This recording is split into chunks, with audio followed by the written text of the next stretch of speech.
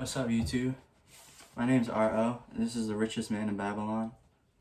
I wrote it here, my affirmation book,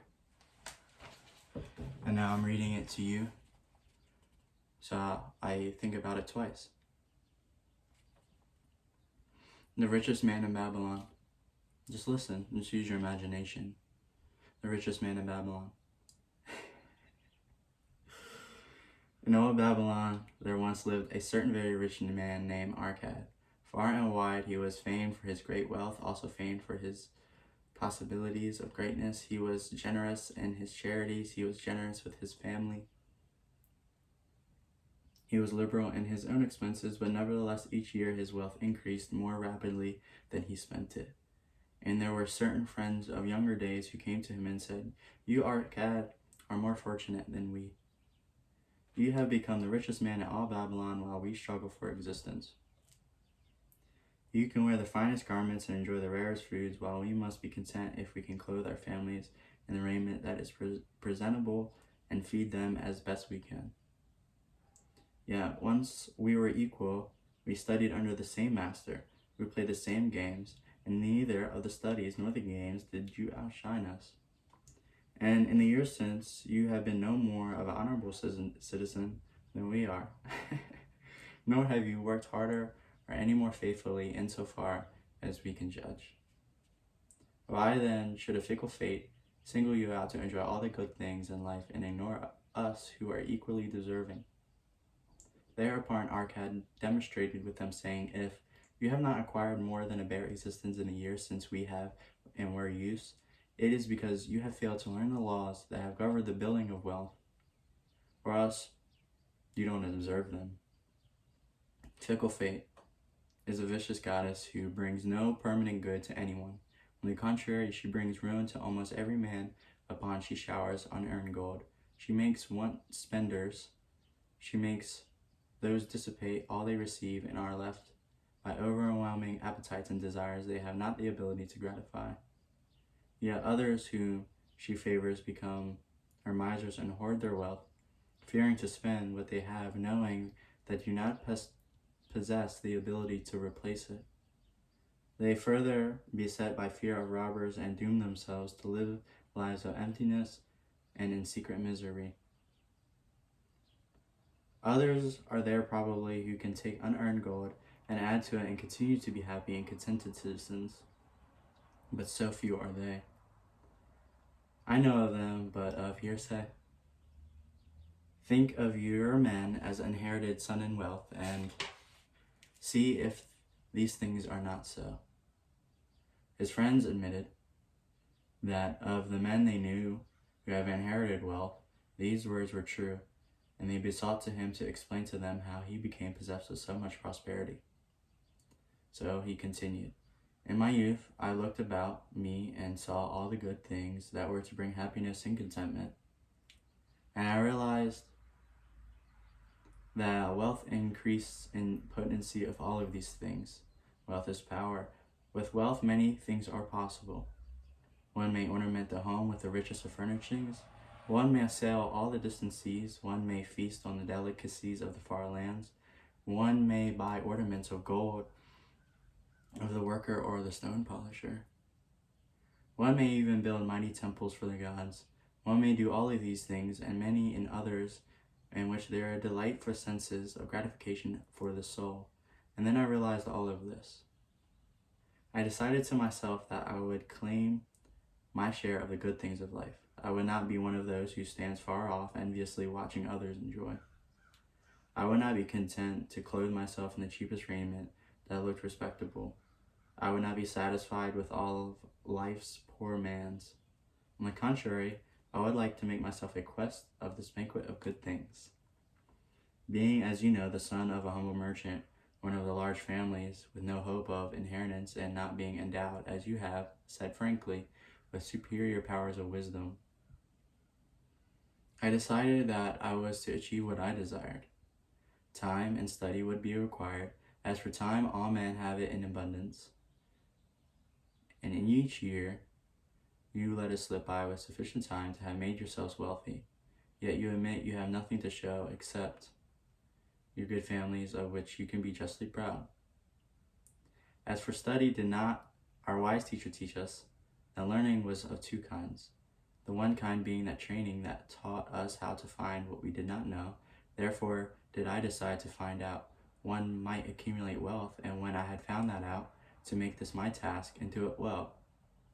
For it was not wise that we should enjoy while we dwell in the brightness of the sunshine, for sorrows enough shall descend upon us when we depart for the darkness of this world of spirit. I found employment as a scribe in the hall of records, and long hours each day I labored upon the clay tablets. Week after week, month after month I labored, yet for my earnings I had not to show. Food and clothing were from the gods, and other things of which I could remember of what was absorbed from my earnings, but my determination did not leave me. And one day, Algamish, the moneylender, came to the house of the city master and ordered a copy of the 9th law, and he said to me, I must have this in 2 days, and if the test is done by that time, 2 coppers I will give to thee. So I labored hard, but the law was long, and when Algamish returned and the task was unfinished, he was angry, and I had been his slave, and he would beat me. But knowing the city master would not permit him to injure me, I was unafraid. So I said to him, Algamish, you are a very rich man. Tell me, how may I also become rich? And all night I will carve upon the clay, and when the sun rises, it shall be completed. He smiled at me and replied, You are forward, but I will call it with a bargain. All that I might have carved through my back pain, and the smell of the wick made my head ache until my eyes could hardly see. But when he returned sun up, the tablets were completed. Now I said, Tell me what you promised. You have fulfilled your part of the bargain. My son, he said to me kindly, and I am ready to fulfill mine. I will tell you these things you wish to know, because I am becoming an old man, and old tongue loves to wag. And when youth becomes to an age of advice, he receives wisdom of years. But too often does youth think that age knows only the wisdom or the days that are gone, and the prophets are not. But remember this, the sun that shines today is the sun that will shine tomorrow, and that is when you are born, and you will still be shining when the grandchild shall pass into the darkness, because that's what they do. Just stay in the house. It's dark in there. Anyways, I don't know, that was just like a thought. The thoughts of youth, he continued.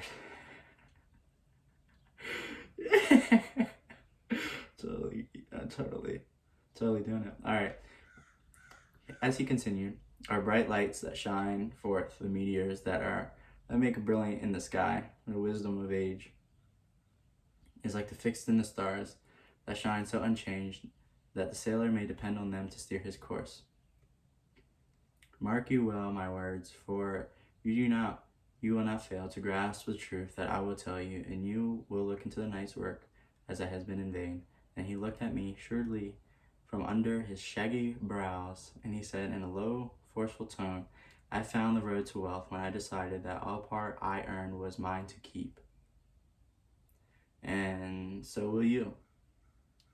Then he continued to look at me with a glance that I could feel pierce me, but said no more. Is that all? I asked. That was sufficient to change the heart of the sheep, hurting in the heart of the moneylender. He replied, But all I earn is mine to keep, is it not? I demanded. Far from it, he replied. Do you not pay the garment maker? Do you not pay the sandal maker? Do you not pay for the things you eat? Can you live in Babylon without spending? What have you to show for your earnings of the past month? What of the past year? Fool. You pay to everyone but yourself. Dullard, you labor for others. As well be a slave and work for what your master gives you to eat and wear. If you did keep for yourself 1/10 of all you earn, how much would you have in 10 years? My knowledge of the numbers does not forsaken me, and I answered, As much as I earned in 1 year. You speak but half the truth, he retorted. Every gold piece you save is a slave to work for you. Every copper it earns is that child also can earn for you. If you would become wealthy, then you must save, and earn, as the children must earn, that all may help to give you the abundance you crave. You think I cheat for you? Your long night's work continued, but I am paying you 1,000 times over if you have the intelligence to grasp the truth I offer you. A part of you that you earn is yours to keep. It should be not less than the 10th, no matter how little you earn. If can be as much as you can afford, pay yourself first. Do not buy from the clothes maker and the sandal maker more than you can pay out of the rest, and still have enough for food and everything else that you may need. Wealth, like trees, grows from a tiny seed. The first copper you save is the seed from which the tree of wealth shall grow. And the more faithfully you nourish and water that tree with consistent savings, the sooner you may be back in contentment beneath its shade. So saying, he took his tablets and went away. I thought much about what he said to me, and it seemed reasonable, so I decided that I would try it.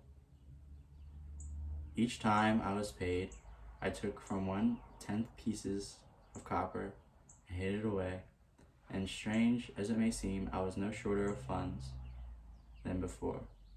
I noticed little difference as I managed to get along without it. But often, as I was tempted, as my hoard began to grow, to spend it for some of the good things of the merchants displayed, brought by camels and sheep from the lands. But I was wisely refrained. A 12-month after Algamish had gone, he again returned and said to me, Son, have you paid to yourself not less than 1/10 of all you earned for the past year? I answered proudly, Yes, master, I have. That is good, he answered, beaming upon me and what he had to do. And what did you do with it? I had given it to Asmir, a brickmaker. Brickmaker, who told me he was traveling over the far seas to this land and will buy rare jewels off of these people. When he returns, he shall sell these at the highest prices and divide the earnings. Every fool must learn. He growled, but why trust the knowledge of a brickmaker about jewels? Would you go to the brickmaker to inquire about the stars? No. By the time, or would you go confront the astrologer if you had the power to think? Your savings are gone. You have jerked your wealth up a tree by the roots, but plant another. Try again. And next time, if you would have advice about jewels, go to the jewel merchant. If you would know the truth about sheep, go to the herdsman. Advice is one thing that is freely given away, but watch that you take only what is worth having. He who takes advice about his savings from one who is experienced in such matters shall pay with his savings for proving that he falsely understands their opinions. Saying this, he went away. And it was as he said, for the people in the land, they're scoundrels. And they sold Asmir worthless bits of glass that looked like gems. But as Algamish had bid, I again saved each 10th of copper, for now I had formed the habit of doing so, even though it was no longer difficult. Again, 12 months later, Algamish came to the room for the scribes and addressed me. What progress have you made since I last saw you? I have paid myself faithfully, he replied. My savings have been entrusted to Agar, a shield maker, to buy bronze, and each fourth, he does pay me to buy bronze, and each fourth. And what do you do with that rental? I do have a great feast with honey and fine wine and spice cake. Also, I have bought me a scarlet tunic, and someday I shall buy me a young ass upon which to ride. To which Algamish laughed. You do eat the children of your savings. Then how do you expect them for them to work for you? And how can you have children that will also work for you? First get thee an army of golden slaves, and then many rich banquets may you enjoy without regret. So saying, he again went away, nor did I again see him for 2 years, when he once more returned, and his face was full of deep lines, and his eyes drooped, for he was becoming a very old man. And he said to me, Arcad, hast thou yet achieved the wealth they dreamed of? And I answered, not at all yet, but I desire, but some I have found, and it earns more, and its earnings are even more. And do you still take the advice of the brickmakers about the brickmaking they give? He retorted. Arcad, he continued, you have learned your lesson well. You have first learned to live upon less than you could earn. Next, you learned to seek the advice from those who were competent through their own experiences to give it. And lastly, you have learned to make good work for you. You have taught yourself how to acquire money, how to keep it, and how to use it. Therefore, you are competent and responsible for the position. I am becoming an old man. My son thinks only of spending and give no thought of earning. My interests are great, and I fear too much for them to look after. If you will go to this land and look after my lands there, I shall make you my partner, and you shall share my estate. So I went to this land and took change of his holdings, which were large. And because I was full of ambition, and because I had mastered the 3 laws of successfully handling wealth, I was enabled to increase greatly the value of his properties. So I prospered much, and when the spirit of Algamish departed from the sphere of darkness, I did share in his estate, and he had arranged under law. So spoke Arcad.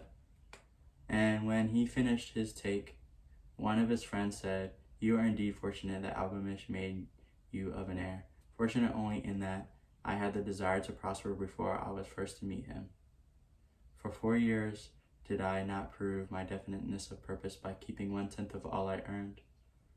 Would you call a fisherman lucky for who earns to study the habits of the fish with each changing wave could cast his net about them? Opportunity is a naughty goddess who wastes no time with those who are unprepared. You had strong willpower to keep on after you lost your first year's savings. You are unusual in that way, spoke up another. Willpower, retorted Arcad. What nonsense! Do you think willpower gives men strength to lift a burden a camel cannot carry, or to draw a load the oxen cannot budge? Willpower is by the unflinching purpose to carry a task you set for yourself to fulfillment. If I set myself for a task, be it ever be so trifling, I shall see it through. How else shall I have confidence in myself to do the important things? Should I say to myself for 100 days as I walk across the bridge into the city, I will pick a roe from a pebble and cast it into the stream? I will do it. If on the 7th day I passed by without remembering, I would not say to myself, tomorrow I will cast 2 pebbles, which will do just as well. Instead, I will retrace my steps and cast the pebble. Nor on this 20th day, 12th, 20th, how many days? Would I say to myself, Arcad, this is useless. What does it avail to you to cast a pebble every day? Throw in a handful and be done with it. No, I would not say, or no, do it. When I set a task for myself, I complete it. Therefore, I am careful not to start a difficult and impractical task because I love leisure. And the other friend spoke up and said, if what you tell is the truth, it does seem, as you have said, responsible. And then being so simple, if all men did it, there would not be enough wealth to go around. Wealth grows wherever a man exerts energy, Arcad replied. If a rich man builds him a new palace, is the gold he pays out gone? No, the brickmaster has a part of it, and the laborer has a part of it, and the artist has a part of it, and everyone who labors upon these houses has a part of it. Yet, when the palace is completed, it is not worth all its cost, and is the ground upon which it stands not worth more because it is there? Wealth grows in magical ways. No man can see the limit of it. Have not the lands here built great cities on barren coasts with the wealth that comes from their ships of commerce on the seas. What then do you do as we do this, we also may become rich? Asked still another of his friends, the years have passed, and we are no longer young men, and we have nothing to put by. I advise that you take the wisdom of Algamish and say to yourself, a part of all I earn is mine to keep. Say in the morning when you first arise, say in the noon, say in night, say each an hour of every day, say it to yourself until the words stand out like the letters of fire across the sky. Impress yourself with the idea, fill yourself with the thought, then take whatever potion seems wise. Let it not be less than 1/10 and lay it by. Arrange your other expenditures to do so if necessary, but lay by that portion first. Soon you will realize what a rich feeling it is to own treasure upon which you alone have claim.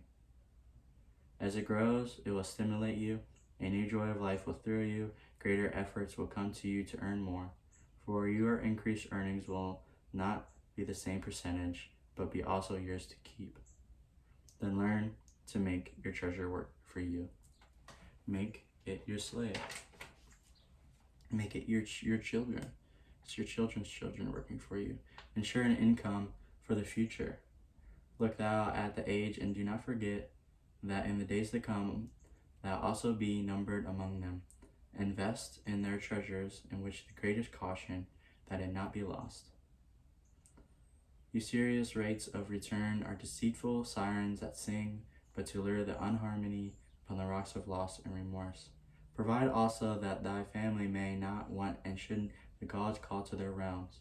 For such protection it is possible to make provisions with small payments at regular intervals. Therefore the provident man delays not in expectation of a large sum of becoming available for such a wise purpose. Counsel with wise men. Seek the advice of men whose daily work is handling money. Let them save for you from such an error as I myself must save by entrusting my money in the judgment of Asmir the brickmaker. A small return, and safe one, is more desirable than risk. Enjoy life while you are here. Do not overstrain or try to save too much.